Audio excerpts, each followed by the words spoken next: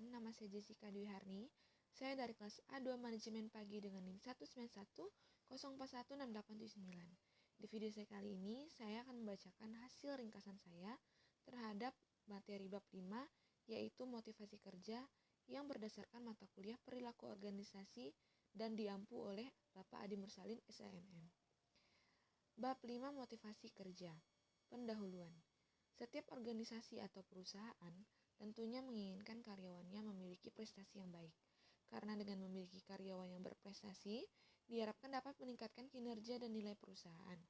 Jika penilaian prestasi kerja sangat diperhatikan, maka akan menjadi fokus bagi karyawan untuk melihat seberapa besar tingkat keberhasilan yang bisa dicapai dalam bekerja.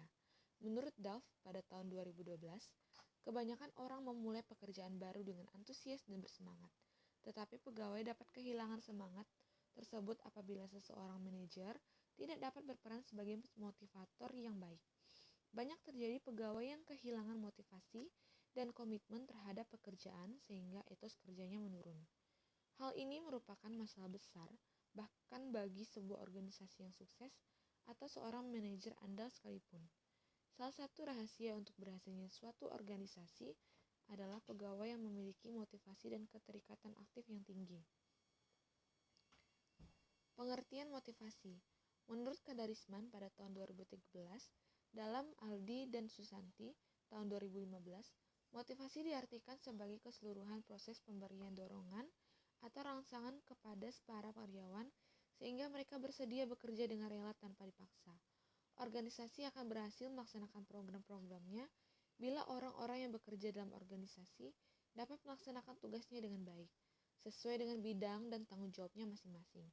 Dalam melaksanakan tugas tersebut, para pegawai perlu diberikan arahan dan dorongan sehingga potensi yang ada dalam dirinya dapat diubah menjadi prestasi yang menguntungkan organisasi. Teori motivasi. Motivasi dapat menyebabkan seseorang bertindak dengan perilaku yang baik dalam sebuah organisasi. Banyak penelitian yang menyimpulkan bahwa motivasi pekerja yang tinggi dibandingkan lurus dengan tampilan organisasi dan keuntungan yang dihasilkannya. Beberapa pendapat tentang motivasi menekankan pada pembahasan tentang kebutuhan-kebutuhan manusia dan bagaimana kebutuhan-kebutuhan tersebut dapat dipenuhi di tempat kerja. Yang pertama, hierarki kebutuhan. Ada banyak teori yang membahas tentang hierarki kebutuhan, tetapi mungkin paling terkenal adalah teori yang dikembangkan oleh Abraham Maslow, teori hierarki kebutuhan. Dari Maslow mengungkapkan bahwa seorang dimotivasi oleh beberapa tingkatan kebutuhan yang tersusun berdasarkan 3 kepentingannya. Yang pertama, kebutuhan fisiologis.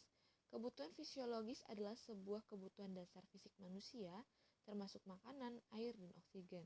Jika direfleksikan dalam ruang lingkup perusahaan, hal ini termasuk kebutuhan seperti kenyamanan, suhu udara di tempat kerja, dan gaji minimum yang mencukupi untuk kebutuhan pokok.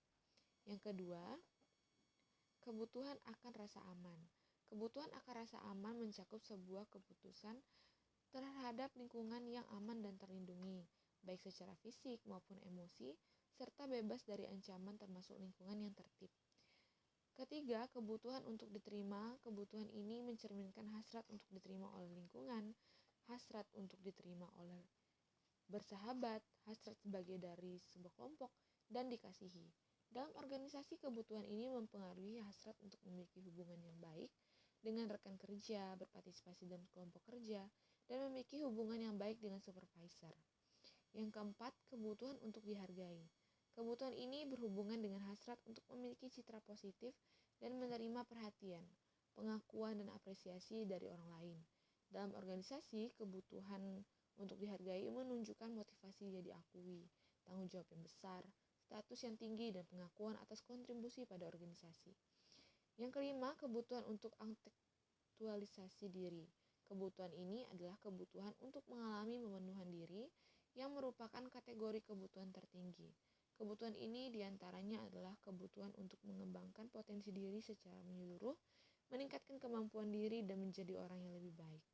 Menurut teori Maslow, kebutuhan tingkat rendah adalah kebutuhan yang menjadi prioritas. Kebutuhan ini harus dipuaskan sebelum kebutuhan-kebutuhan tadi ditingkatkan. Yang lebih atas bisa dirasakan. kebutuhan tingkat bahwa dapat dipuaskan dengan tahapan kebutuhan fisiologi dirasakan sebelum kebutuhan ada rasa aman, kebutuhan akan rasa aman dirasakan sebelum kebutuhan sosial, dan seterusnya. Teori ERG, Clayton Alexander mengemukakan sebuah modifikasi antara atas teori Maslow dalam rangka menyederhanakan dan menanggapi kritik atas kurangnya pembuktian empiris pada teori ini. Teori ERG atau ERG teori yang dikemukakan Clayton Alexander mengenalkan 3 kategori kebutuhan. Yang pertama, kebutuhan eksistensi, kebutuhan akan kebahagiaan lahir. Yang kedua, kebutuhan keterikatan, kebutuhan akan kebutuhan yang baik dengan orang lain. Yang ketiga, kebutuhan pertumbuhan, kebutuhan yang fokus pada pengembangan potensi manusia dan keinginan untuk bertumbuh pribadi dan meningkatkan kompetensi. Yang ketiga, studi Hawthorne pada tahun 1920-an pada peneliti mempelajari pekerjaan di Western Electric Plant dekat Chicago untuk mengidentifikasikan bagaimana beragam kondisi mempengaruhi tingkat produksi mereka. Ketika pencahayaan ditingkatkan, tingkat produksi pun meningkat. Akan tetapi, tingkat produksi juga meningkatkan ketika pencahayaan dikurangi. Yang keempat, studi kepuasan kerja Herzberg. Pada akhir tahun 1950-an, Frederick Herzberg menyurvei 200 akuntan dan insinyur mengenai kepuasan kerja Herzberg, mencoba untuk mengidentifikasikan faktor-faktor yang membuat mereka tidak puas dengan pekerjaan mereka pada satu titik waktu tertentu. Yang kelima, cara supervisor memandang karyawan dapat mempengaruhi cara mereka memperlakukan karyawan. Supervisor mempercayai teori X, kemungkinan besar akan menggunakan pengendalian ketat terhadap pekerja, dengan sedikit pendelegasian, wewenang atau tidak sama sekali. Sebaliknya, supervisor yang mempercayai teori Y akan mendelegasikan lebih banyak wewenang karena mereka menganggap pekerjaan bertanggung jawab. Supervisor ini juga akan memberikan lebih banyak peluang kepada karyawan untuk menggunakan kreativitasnya. Yang keenam, teori Z. Pada tahun 1980-an, teori baru mengenai kepuasan kerja dikembangkan. Teori ini disebut dengan teori Z. Sebagai didasarkan pada gaya Jepang yang memperoleh semua karyawan untuk berpartisipasi dalam pengambilan keputusan. Partisipasi dapat meningkatkan kepuasan kerja karena hal tersebut memberikan tanggung jawab pada karyawan. Deskripsi kerja atau job description cenderung tidak begitu terspesialisasi sehingga karyawan dapat mengembangkan berbagai keterampilan dan memiliki jalur karir yang lebih fleksibel. Rancangan pekerjaan untuk motivasi. Sebuah pekerjaan dalam suatu organisasi adalah sebuah unit kerja di mana seseorang pekerja dituntut bertanggung jawab atas pelaksanaannya. Manajer harus tahu aspek dari satu pekerjaan yang dapat memberi motivasi, sebagaimana dia harus tahu bagaimana untuk mengganti kerugian atas tugas rutin yang hanya memberi sedikit kepuasan. Rancangan pekerjaan atau job design adalah aplikasi dari teori motivasi pada struktur kerja untuk meningkatkan produktivitas dan kepuasan. Yang pertama, penyederhanaan kerja atau job simplification. Yang kedua, perputaran kerja, job rotation. Yang ketiga, pemekaran pekerjaan atau job engagement. Yang keempat, pengayaan pekerjaan atau job enrichment. Meningkatkan kepuasan dan motivasi kerja. Banyak teori motivasi mengatakan bahwa perusahaan dapat memotivasi karyawan untuk berkinerja secara baik dengan memastikan kepuasan kerja. Secara umum, karakteristik utama yang mempengaruhi kepuasan kerja adalah uang, keamanan, jadwal kerja, dan keterlibatan di tempat kerja. Semakin perusahaan dapat menawarkan program pengayaan pekerjaan ini kepada karyawan, semakin perusahaan dapat memotivasi karyawan. Yang pertama, program kompensasi yang memadai. Yang kedua, keamanan kerja. Yang ketiga, jadwal pekerjaan yang fleksibel. Yang keempat, program keterlibatan karyawan.